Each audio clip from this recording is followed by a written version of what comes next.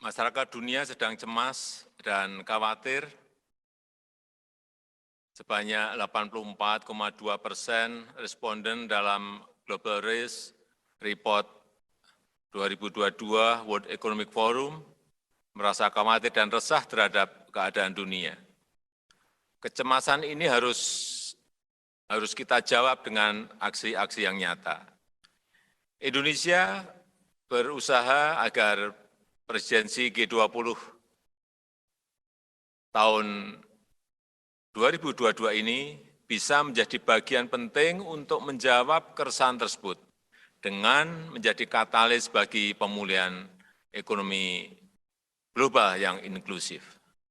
Tema presidensi G20 Indonesia tahun ini adalah Recover Together, Recover Stronger.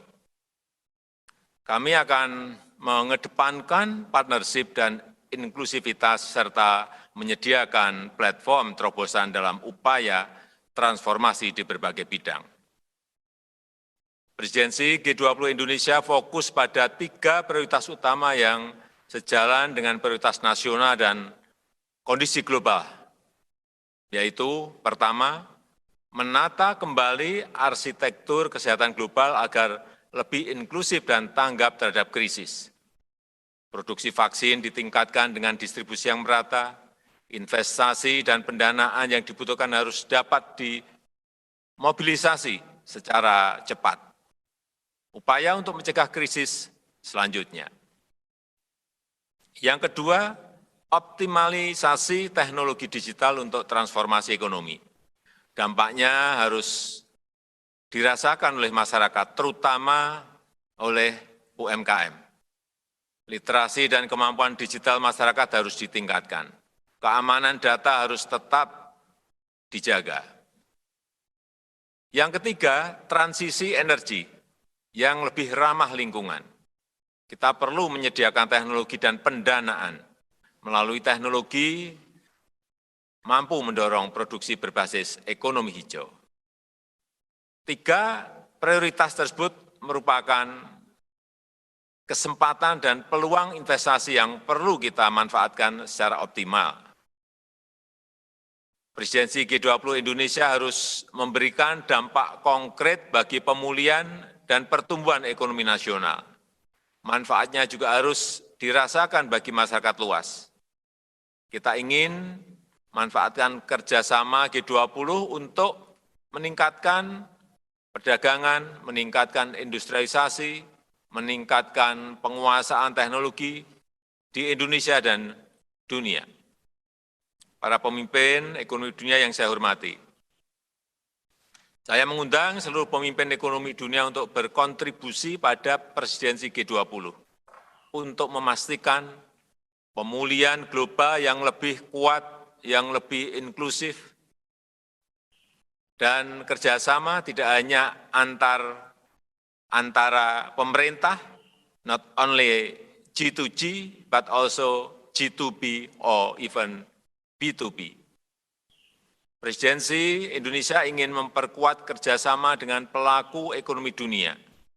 Interaksi dengan pelaku ekonomi akan saya intensifkan selama presidensi Indonesia. Saya sangat berharap para pelaku ekonomi, Anda semuanya memiliki pemikiran, tawaran konkret yang dapat diajukan untuk menjadi bagian dari capaian konkret KTT G20. Dalam kaitan inilah, secara back-to-back dengan KTT G20, Indonesia akan menyelenggarakan Web Roundtable on Downstream Industries, Bloomberg CEO Forum, dan Digital Transformation Expo.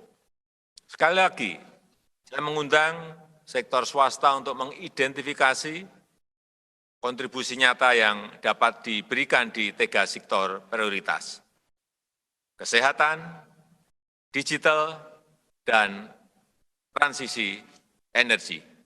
Berbagai komitmen tersebut akan dimasukkan dalam G20 Action for Strong and Inclusive Recovery.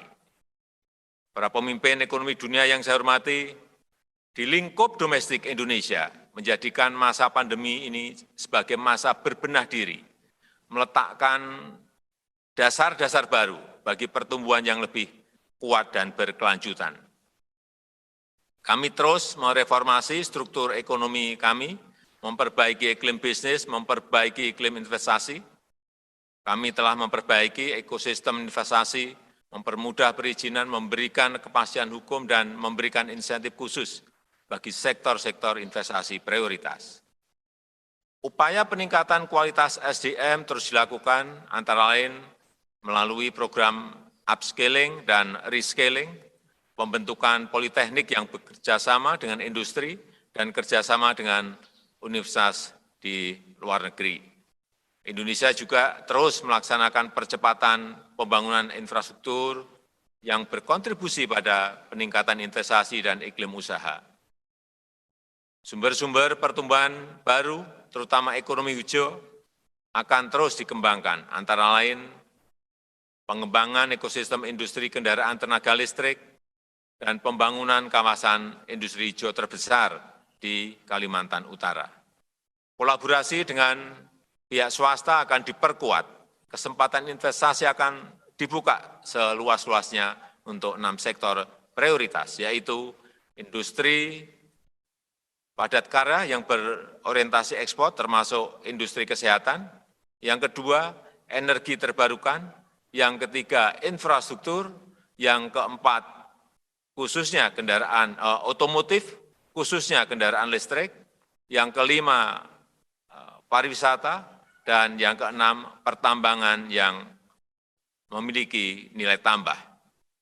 Sejumlah prioritas pembangunan juga telah ditetapkan, di antaranya peningkatan produksi pangan melalui pengembangan food estate, penerapan konsep pembangunan rendah karbon, transformasi menuju ekonomi digital melalui perluasan pemerataan serta peningkatan kualitas infrastruktur dan layanan digital.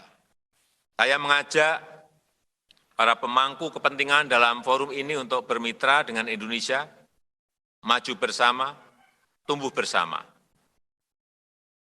Terima kasih, Prof.